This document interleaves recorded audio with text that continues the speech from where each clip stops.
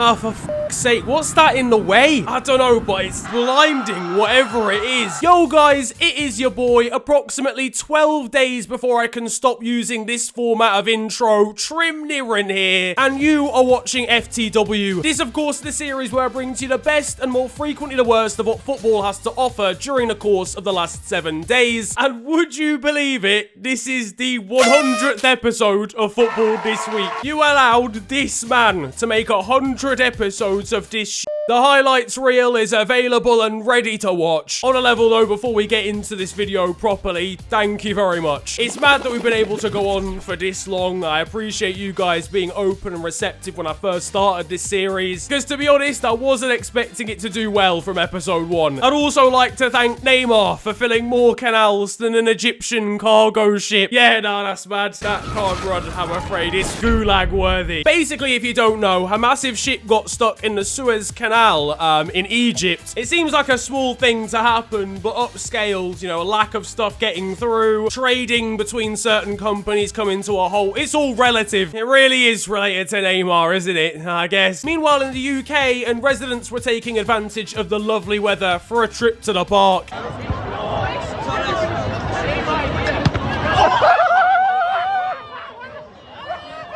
Now, this week marked international break. I know, look, listen, I'm not happy. Why are you booing me? I don't even work for FIFA. World Cup qualifiers and friendlies are like school assembly. No one wants to be there, even the teachers. Gaza Southgate probably goes home and complains to his missus as well about the fact that his arms are cold. Well, why don't you wear a full coat then, darling? Don't tell me what to do, woman. Now, our first game came against San Marino, a country whose population would fit into Tesco Express socially distanced. Scientifically, this country is 12 yards wide in diameter. They were 250 to 1. Pep Guardiola becoming the new manager of Newcastle United. Beyonce to be the president of the US in 2024. And Steven Gerrard becoming the next Manchester United manager were all more likely to occur. Realistically, the only chance they have of winning a football match is if they play Liverpool at Anfield. And yet Gareth Southgate would still play 6 defensive midfielders in this one. Boss, look, listen, do we really need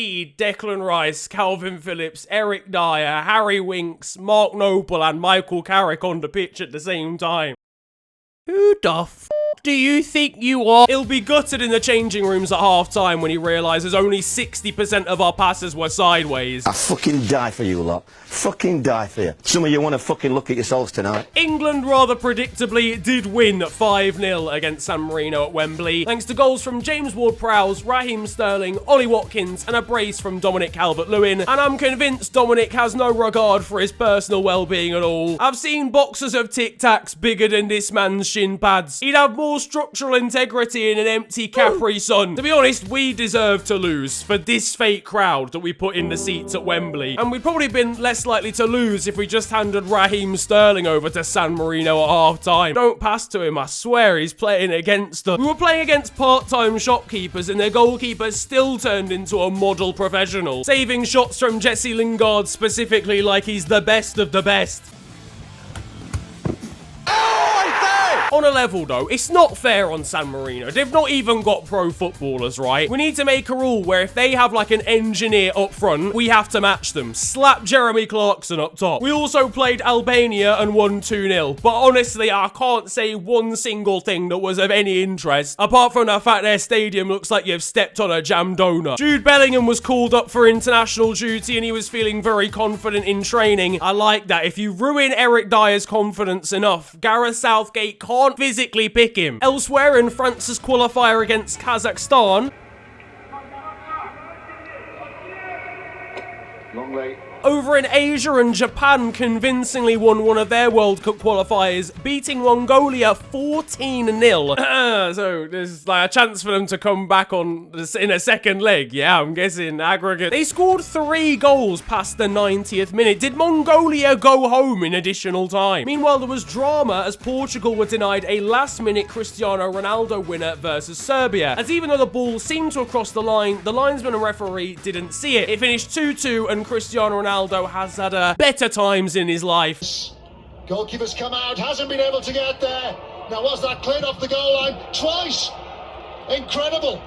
Portugal claiming that they should have a goal. The linesman in this is making me crease, man. He's just trying to ignore the abuse getting hurled his way. He's just trying to do his job, man. I mean, he's doing it badly, evidently, but if only we had that extra Don at the byline who only appears at random times in seemingly inconsistent competitions and usually does nothing whatsoever. Or, for that matter, Mark Goldbridge. It's not totally over the line. That's not a goal. Look at the white bit.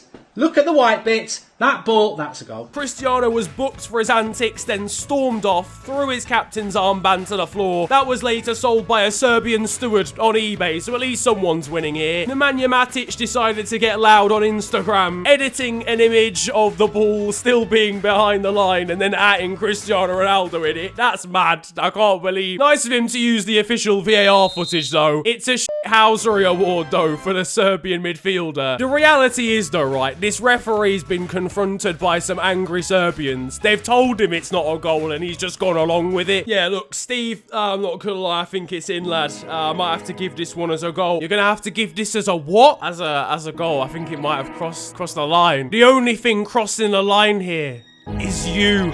Yeah, that's a...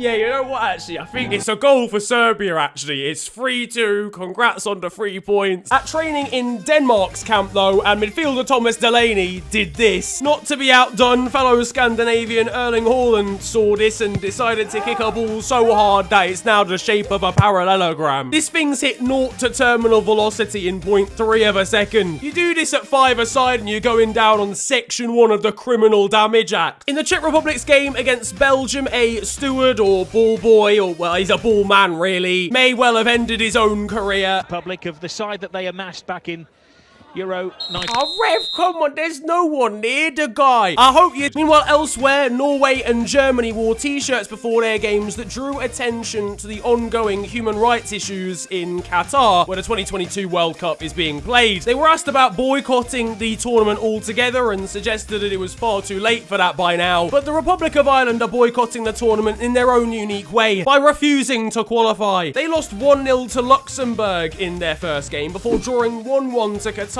just a few days later. They've lost to a Don, a manager wearing disco. You might as well fold that animal in half and just wrap it round you. Right, Luxembourg are known for having the second highest GDP in the world, producing award-winning wine, owning the most cars. Yeah, these lot are ruined, fam. It's actually embarrassing, man. Qatar have violated their human rights. No team has lost to a non-European country in a European qualifier until now. Honestly, though, I don't know why I'm getting loud, because England's under-21s are just as bad. Losing their first 2 games of the under-21 European Championships to crash out at the group stages. The manager's called AD. What can we even expect? We've got a bright generation of future stars, and the man in charge of it was sacked by Coventry City and Northampton Town. If you walked into Sainsbury's and collected 12 of their cashiers, 11 of them would do a better job. Croatia are through in our place despite defeat in the final game week, so props to them. However, we should probably investigate the average age of their squad, given it's an under-21 tournament.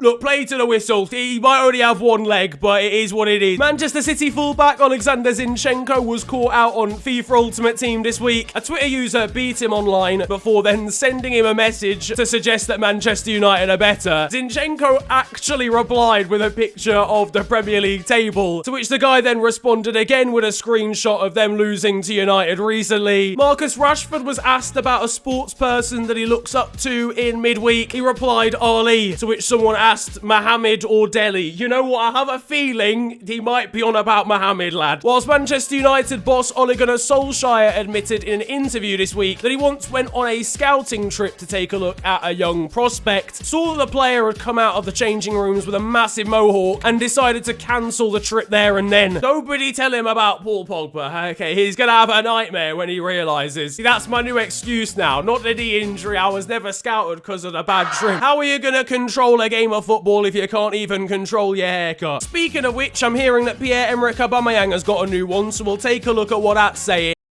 Ah, nice.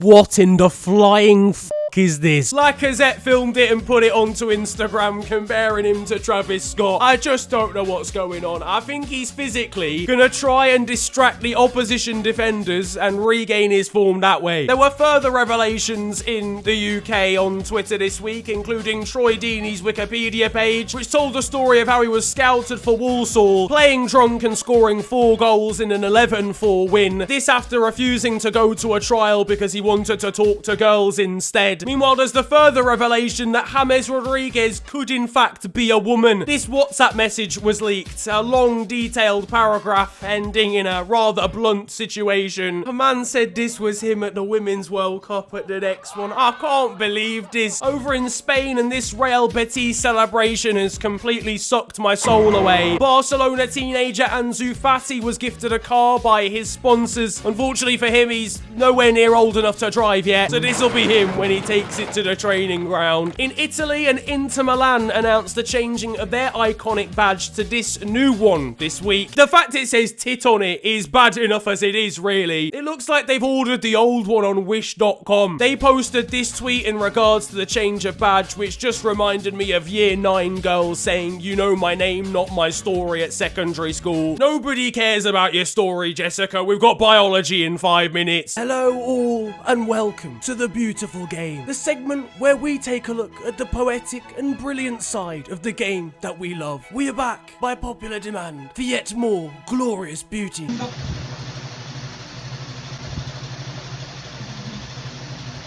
And that concludes The Beautiful Game. Closer to home, and Manchester City legend Sergio Aguero announced that he would be leaving the club at the end of the season, which obviously to me, even as a non-Manchester City fan, it's the end of an era, isn't it? I'm sure the rest of his days will be just as dramatic as the ones we've seen before.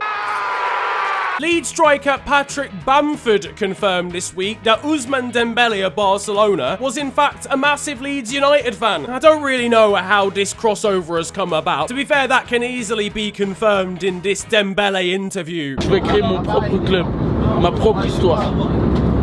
Et c'est en Angleterre. Meanwhile, down the lower leagues of England, we got this museum-worthy goal from Altrincham. One Rangers fan provided this recreation of right-back James Tavernier in balloon form. Again, the resemblance is absolutely uncanny. Meanwhile, over in France and Monaco, midfielder Cesc Fabregas seems to have opened up his new taxi firm. Alright, bossman, if you could just drop me off here on the left.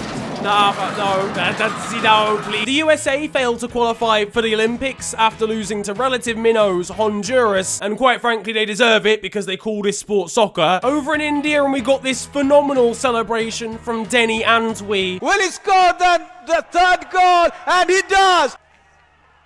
And Gokulam Kerala. Look at Denny Antwi. There's a slightly different situation going on following a goal in Australia for Melbourne victory. Elvis Campsoba has tweaked a muscle. Now though, it is time for the moment you've all been waiting for, because over in Romania, as we've already established, Romania is a footballing nation with rich heritage, rich footballing capabilities, and a vast knowledge of the rules and regulations of the beautiful game. Question, no. Over in Uruguay, and VAR is firmly on a budget here. You needed one thing to be able to communicate with the rest of the officials, and you left it behind. My God, Matt, it's getting really silent here at Stockley Park. I don't know why Uruguay's VAR centre is Stockley Park as well. Stocklady Parko is, I think, that's the new name. It's actually intelligent from him, spending less money if he just waits for a carrier pigeon to tell him the information when it lands on his head. Uruguay's having an interesting week as well, with these pitch lines that got painted on before a league match, and the fact that they've allowed a football club by the name of Liverpool to win a title. That's bad enough as it is. I say, null and void the Premier League campaign, base it off Uruguay. That's all I'm suggesting.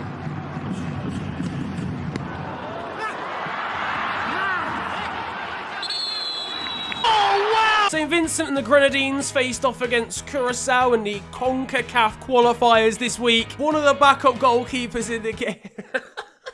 Gravity brought the hair follicles to the back of his head or something. Meanwhile, we had this interesting piece of goalkeeping in Malaysia. Peluang untuk pasukan kucing, satu hantaran ke dalam kotak penalti, namun satu kesilapan di situ, namun dan apa yang telah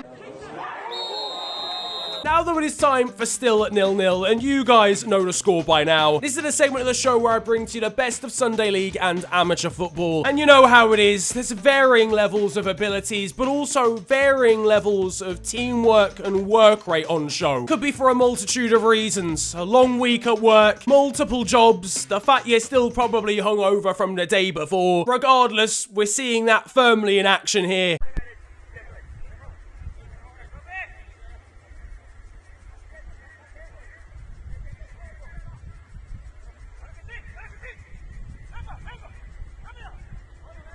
Could someone actually just check that this man is still alive? On to the weird stuff though now. In the Tunisian second division, and we had perhaps the most action-packed game of all time, ending in a 7-all draw. In Bulgaria, and a league referee ended up on television because a car in the snow crashed into the roof of his house. Moving on from that though, we've got two final stories. Starting off with a much sadder one in the aftermath of the sad passing of Claude from Arsenal Fan TV this week. Now, obviously, he was a big part of the community in terms of footballing YouTube, a regular on Arsenal Fan TV previously. And whilst the cause is unknown, it was very much known that in the past he definitely struggled with comments being made to him on social media. And one aimed at him just a few days before this week was particularly insensitive. My thoughts obviously go out to his family and friends, everyone on Arsenal Fan TV. This is definitely an opportunity to say, though, that your words do matter online and on social media. If you think they don't because you're replying to someone famous and you're doing it through a keyboard, chances are they're still going to see it and it's still going to affect them and impact them. So just